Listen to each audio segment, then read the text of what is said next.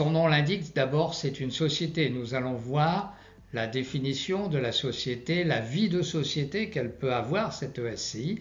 Et comme son nom l'indique aussi, c'est une société civile. Nous verrons qu'elle n'est pas commerciale, c'est une société civile. Ça ne veut pas dire par ailleurs qu'elle ne peut pas vendre ou acheter, mais elle ne peut pas en faire son commerce. Donc nous verrons sa définition et les modalités de sa constitution. Une SCI, c'est aussi des associés. C'est aussi une modalité de création avec les statuts qui sont les éléments forts de la SCI qui permettent de faire vivre la SCI. Et quel est son objet social? Pourquoi avez-vous créé une SCI? À quoi va-t-elle servir essentiellement? Quel est son objet social? Et bien sûr, comme toute société, quel est son siège social?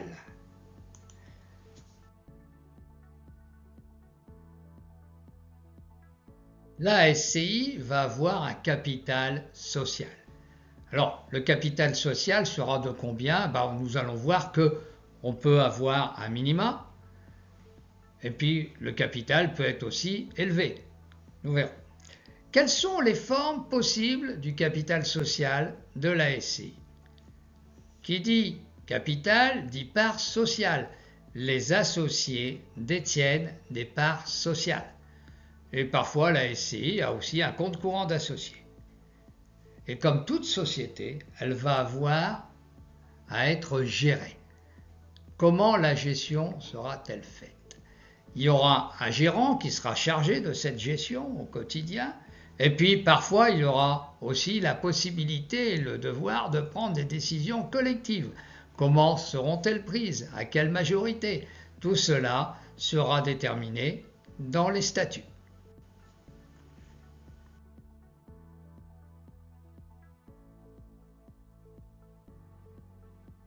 Alors la SCI, voyons la définition. Que dit-on sur la SCI? Alors c'est le Code civil, la loi de 1978 du 4 janvier qui dit « ont le caractère civil toutes les sociétés auxquelles la loi n'attribue pas un autre caractère à raison de la forme, de la nature ou encore de leur objet ». Alors ici, qu'est-ce qu'on nous dit? C'est que le caractère civil d'une société s'apprécie par défaut. En fait, une société est dite civile lorsqu'elle n'est pas commerciale. Alors, la SCI est une société. Là aussi, c'est encadré par le Code civil. C'est un groupement de 2 ou plusieurs personnes qui conviennent par un contrat. Nous verrons qu'ici le contrat sont les statuts. D'affecter à une entreprise commune des biens ou leur industrie en vue de partager le bénéfice ou de profiter de l'économie qui pourrait en résulter. Donc la SCI est soumise aux mêmes conditions de forme pour sa validité que les autres sociétés, à savoir un objet social, à savoir la capacité, à savoir le consentement. Là, on y reviendra sur le consentement, c'est important. La SCI est dotée de la personnalité juridique. Alors là, ça mérite de bien préciser les choses, pas toujours bien cernées, et on peut comprendre lorsqu'il s'agit de SCI créées entre parents, mariés, enfants, l'aspect familial. La SCI a une existence juridique qui est distincte de celle de ses associés. La SCI vit en tant que telle. Les associés ont un rôle distinct. C'est la SCI qui détient son propre patrimoine. Alors ça, c'est bien de le repréciser. La SCI détient le patrimoine. Les biens sont donc la propriété de la SCI. Qui dit société dit associé. Alors, y a-t-il un minima d'associés et un nombre maximum d'associés? Alors, pour créer la société, la SCI, il y a au minimum 2 associés. Nous verrons qu'à la marge, il peut arriver qu'il n'en reste plus qu'un, mais pour la créer, il en faut bien 2. Y a-t-il un maximum d'associés? La réponse est non. Pour autant, plus on est nombreux, plus la prise de décision peut être compliquée et prêtée à débat. Pour avoir la qualité d'associé, il y a 3 paramètres. Le premier, il faut faire un apport. C'est-à-dire que nous verrons quel type d'apport est-il possible de faire. La deuxième paramètre, c'est participer aux bénéfices et aux pertes. Et le troisième paramètre, et on y revient sur le consentement, c'est la volonté de s'associer, ce qu'on appelle l'affectio societatis.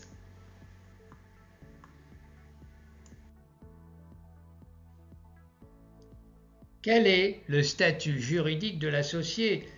Y a-t-il des restrictions à la capacité de devenir un associé? La réponse est non.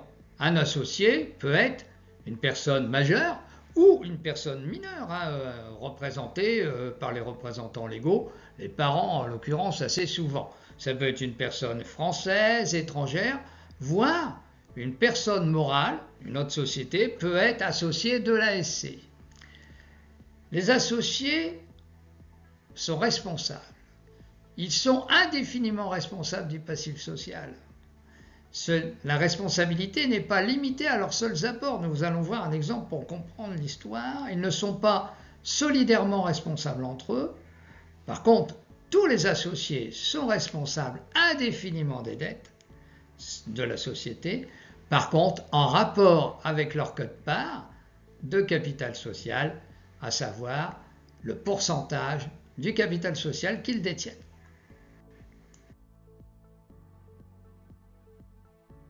Prenons un exemple. Notre SCI a un capital ici, un capital social de 1 000 €. Somme toute, un petit capital. Elle a 3 associés.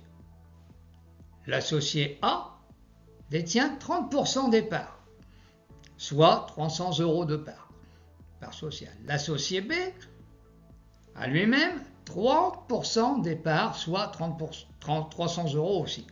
Et l'associé C a 40%, à savoir 400 €. La SCI a des dettes à hauteur de 40 000 €. À hauteur de quel montant, me pose comme question, chaque associé est redevable de la dette? Nous avons réfléchi à la question.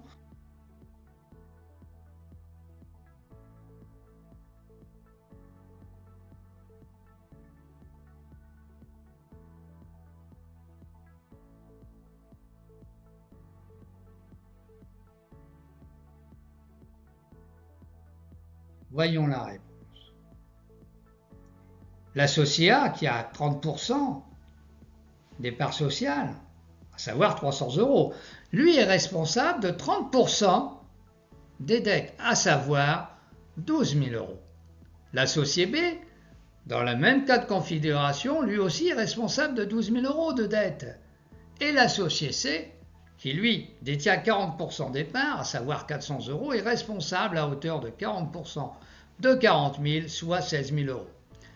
Nous voyons donc que l'associé n'est pas seulement responsable à hauteur du capital représentatif de ses parts sociales, en l'occurrence ici 300 ou 400 €, mais est responsable à hauteur de sa quote-part en pourcentage du capital social de la SCI.